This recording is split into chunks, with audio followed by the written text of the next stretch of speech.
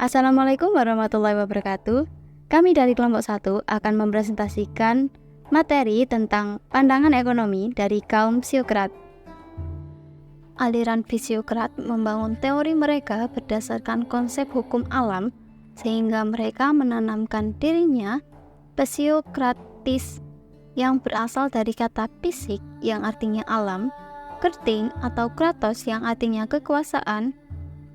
Mereka mengatakan sumber kekayaan senyata-nyatanya adalah berasal dari sumber daya alam.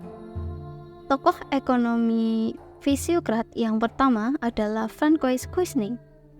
Francois Quesnay lahir pada tanggal 4 Juni 1694 di Meaux, Prancis yang letaknya dekat dengan Paris. Meninggal pada tanggal 16 Desember 1774 di Versailles. Ketika ia berumur 16 tahun, ia pindah ke Prancis dengan tujuan untuk belajar kedokteran.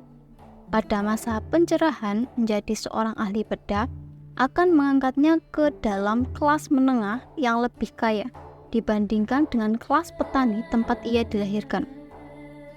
Dalam bukunya Tableau Économique, Francois Quesnay mengasumsikan ekonomi digambarkan dalam 3 kelas.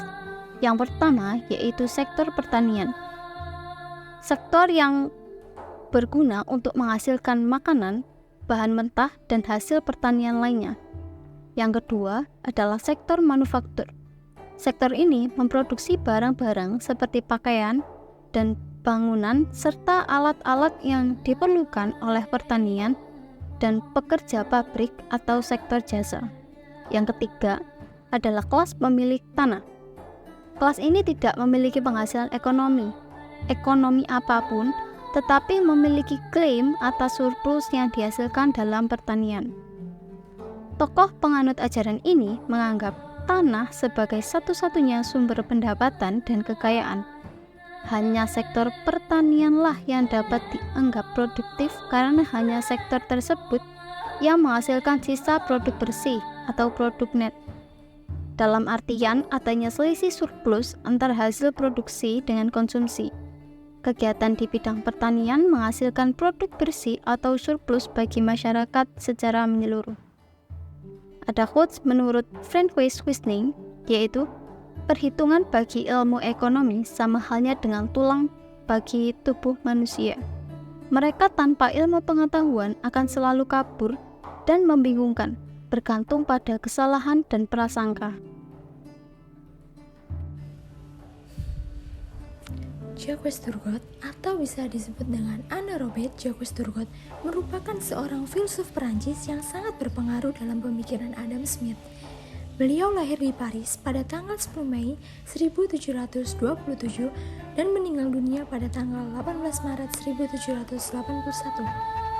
Beliau merupakan seorang ekonom Perancis dan negarawan asal Perancis. Beliau dianggap sebagai seorang fisiokrat, tetapi saat ini jasa beliau dikenal sebagai advokat ekonomi liberalisme.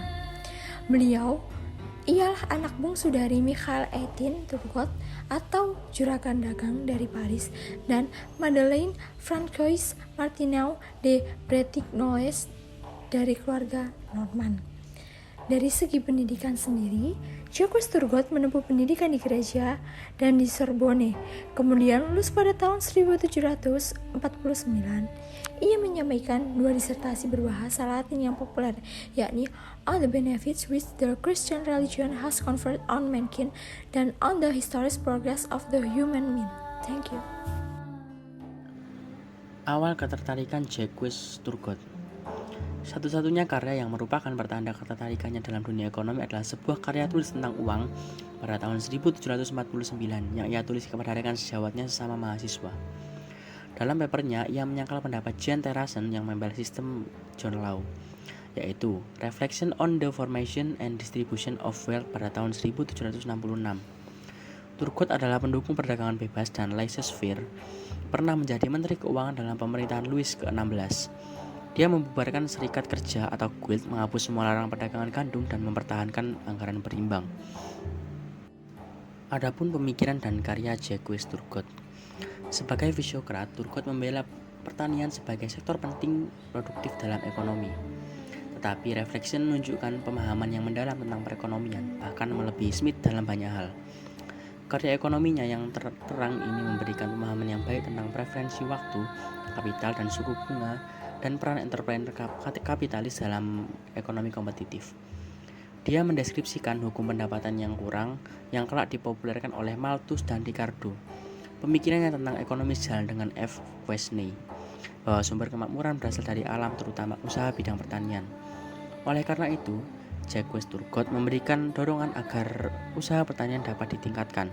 Sumbangan pemikiran yang sangat berharga untuk mengembangkan ilmu pengetahuan ekonomi tersebut antara lain: yang pertama, teori pembentukan modal; yang kedua, teori hukum hasil lebih yang makin berkurang.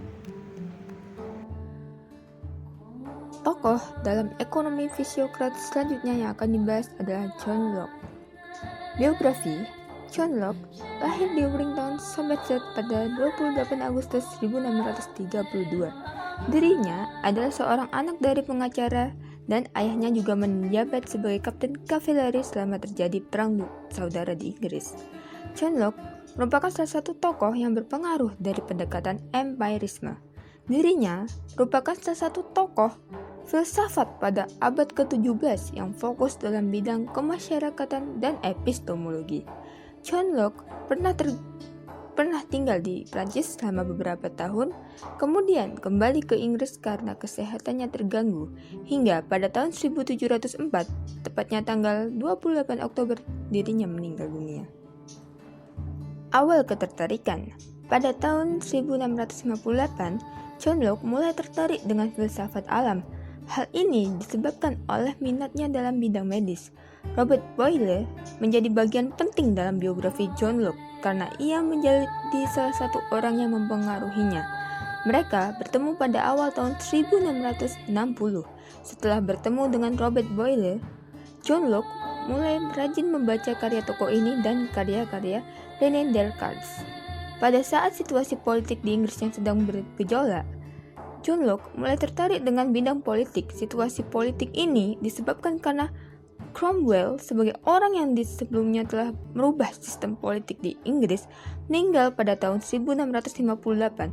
Setelah itu, di bawah kekuasaan Charles II, sistem politik di Inggris kembali dirubah karena ia menginginkan pemerintah untuk menguasai negara dan gereja.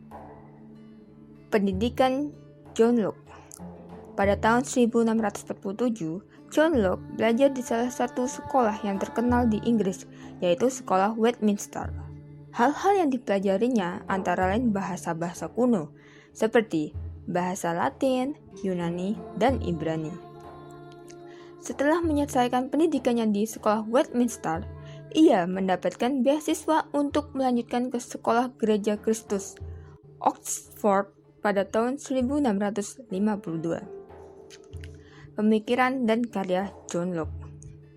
John Locke dengan teori yang dimilikinya yaitu teori tabula rasa, yang dimana ia menolak anggapan bahwa manusia lahir dengan pengetahuan bawaan yang dibawa sejak lahir. Ia menganggap bahwa ketika lahir manusia itu seperti kertas putih yang masih kosong dan bersih. Kertas kosong itu nantinya akan terisi oleh pengalaman-pengalaman yang baik maupun buruk. Beberapa hasil karya John Locke yang terkenal seperti Essay Concerning Human Understanding, Some Talk Concerning Education, A Letter Concerning Toleration, and The First and Second Treatise of Government. Biografi Plato. Plato lahir pada tahun 428 atau abad 7 sebelum Masehi dalam suatu keluarga terkemuka di Athena. Ayahnya bernama Ariston, seorang bangsawan keturunan Raja Kodrus, raja terakhir Athena yang hidup sekitar tahun 1068 sebelum Masehi, yang sangat dikagumi rakyatnya oleh karena kecakapan dan kebijaksanaannya memerintah Athena, dan ibunya bernama Prictione. Gagasan Plato tentang ekonomi tumbuh dari pemikirannya tentang keadilan dalam sebuah negara ideal. Kata Plato, dalam sebuah negara ideal, kemajuan tergantung pada pembagian kerja yang dimaksudkan untuk pembangunan kualitas kemanusiaan. Plato dapat dikatakan sebagai seorang yang sangat mengecam kekayaan dan kemewahan. Agar tiap orang bisa hidup sejahtera secara merata, maka manusia perlu dan berkewajiban mengendalikan nafsu keserakahannya untuk memenuhi semua keinginan yang melebihi kewajaran. Plato menganjurkan perlunya pembagian tugas atau divisi dalam masyarakat, yaitu 1. Kelompok pengatur atau rulers yang sekaligus juga seorang filsuf. 2. Kelompok pelaksana atau auxiliaries terdiri dari tentara, polisi, dan pamong. Dan yang ketiga, kelas pekerja atau workers. Dari ketiga kelompok di atas, yang menentukan apa yang harus dilakukan oleh tiap anggota masyarakat adalah kelompok pertama, yaitu raja sekaligus ahli filsafat. Teori Plato yang dianggap masih relevan dengan keadaan sekarang adalah pendapatnya tentang fungsi uang. Dalam bukunya, Politika, Plato menjelaskan bahwa selain sebagai alat tukar, uang juga berfungsi sebagai alat pengukur nilai dan alat untuk menimbun kekayaan. Di samping itu, Plato berpendapat bahwa uang bersifat mandul yang tidak dapat diperanakan melalui bunga.